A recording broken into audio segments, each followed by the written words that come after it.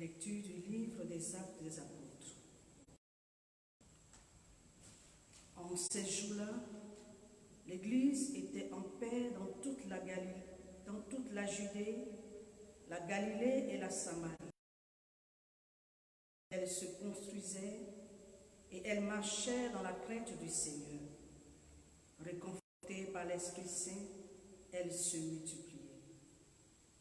Or, il arriva que Pierre, parcourant tout le pays, aussi l'autre. Il y trouva un homme du nom d'Énéas, alité depuis 8 ans parce qu'il était paralysé. Pierre lui dit, Énéas, Jésus-Christ te guérit, lève-toi, guéris toi-même. Et aussitôt, il se leva. Alors, tous les habitants de l'Aude et de la plaine de Saron purent le voir et il se convertit en se tournant vers le Seigneur. Il y avait aussi à Jaffa une femme disciple du Seigneur nommée Tabitha, ce qui se traduit Dorcas, c'est-à-dire gazelle. Elle était riche des bonnes œuvres et des aumônes qu'elle faisait. Or, il arriva en ces jours-là qu'elle tomba malade et qu'elle mourut. Après la toilette funèbre, on la déposa dans la chambre haute. Comme l'autre est près de Jaffa, les disciples apprenaient que Pierre s'y trouvait, lui envoyèrent 2 hommes avec cet appel, « Viens chez nous sans tarder. » Pierre se mit en route avec eux. À son arrivée, on le fit monter à la chambre haute. Toutes les veuves en larmes s'approchaient de lui. Elles lui montraient les tuniques et les manteaux confectionnés par Dorcas quand celle-ci était avec elle. Pierre mit tout le monde dehors. Il se mit à genoux et pria.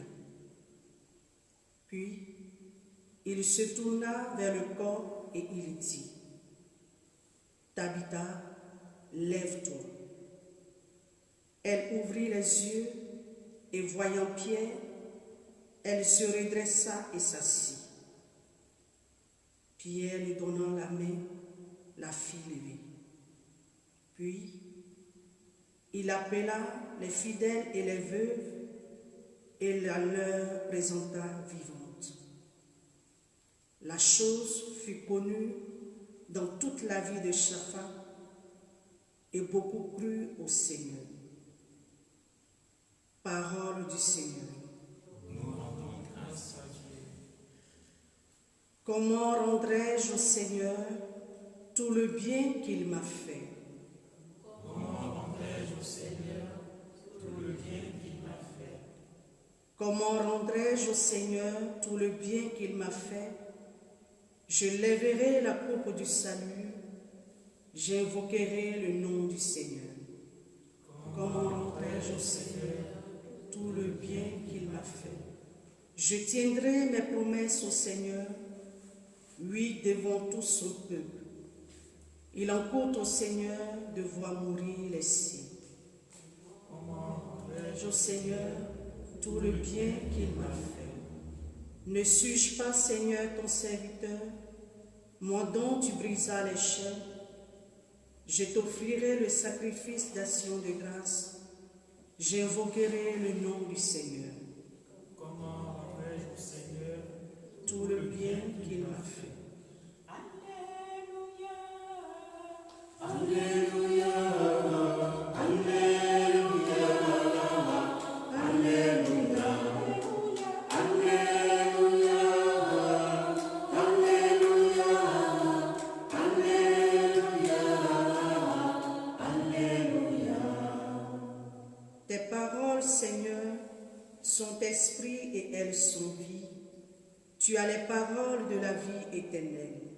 Alléluia, Alléluia, Alléluia, Alléluia, Alléluia, Alléluia, Alléluia, Alléluia, Alléluia. Le Seigneur soit avec vous. Évangile de Jésus-Christ selon saint Jean.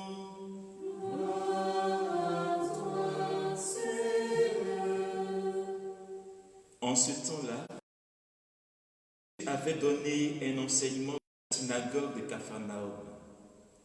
Beaucoup de ses disciples qui avaient entendu déclarer « Cette parole est rude, qui peut l'entendre ?» Jésus savait en lui-même que ses disciples récriminaient à son sujet. Il leur dit, « Cela vous scandalise? Et quand vous verrez le Fils de l'homme monter là où il était auparavant, c'est l'esprit qui fait vivre, la chair n'est capable de rien. Les paroles que je vous ai dites sont esprit et elles sont vie. Mais il y en a parmi vous qui ne croient pas. » Jésus savait en effet depuis le commencement quels étaient ceux qui ne croyaient pas et qui était celui qui le livrerait.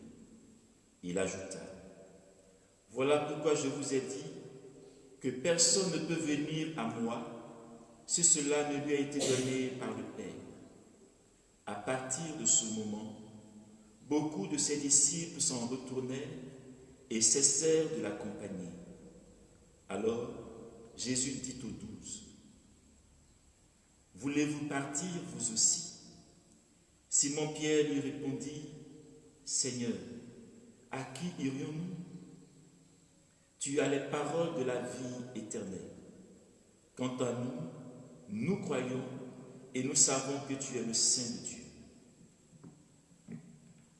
Acclamons la parole de Dieu. Louange à toi, Seigneur Jésus.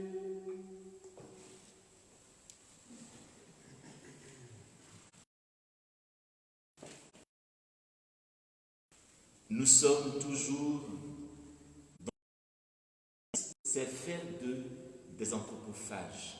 Or, ils ne sont pas des anthropophages.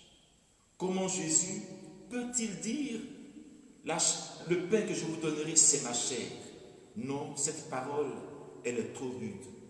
Pour certains, Jésus avait complètement perdu la tête. Pour d'autres, qui avaient vu en lui celui-là qui allait multiplier, il dit, notre Dieu, Jésus est pleinement Dieu. Et cela va avoir une conséquence importante dans la suite des événements. Parce que si Jésus est Dieu, et comme il est Dieu, s'il meurt et qu'il revient, Dieu ayant pleinement épousé notre humanité, il fait entrer désormais notre humanité dans la sphère de la divinité. Et c'est en ce sens que la première lecture que nous avons écoutée aujourd'hui rejoint pleinement notre foi.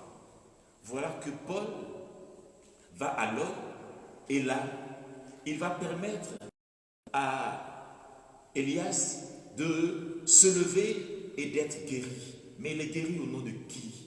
Au nom de Jésus. C'est Jésus que Arius niait la divinité, dont Arius va nier la divinité. C'est Jésus qui va manifester pleinement sa puissance et sa grâce parce qu'il est pleinement Dieu. Mais la chose ne finit pas là. Ce même Pierre va aller à Jaffa et là, il va voir Tabitha qui est morte. Et là encore, il va prier. Qu'est-ce que cela signifie pour vous et pour moi aujourd'hui? La foi ne consiste pas, mes frères et mes sœurs, à seulement dire « je crois en Dieu », mais à l'assumer pleinement. Et aujourd'hui, Athanase, ou Saint Athanase, nous donne un bel exemple. Parce que pour cette foi, il a même été déporté, il a vécu 5 fois en exil pour sa foi. La question que nous pourrons nous poser, quel genre d'exil notre foi nous a-t-elle poussé à vivre? Est-ce que notre foi n'est pas quelque part une foi qui s'accommode aux circonstances de notre vie? Est-ce que notre foi, quelque part, n'est pas une foi qui ne dérange pas?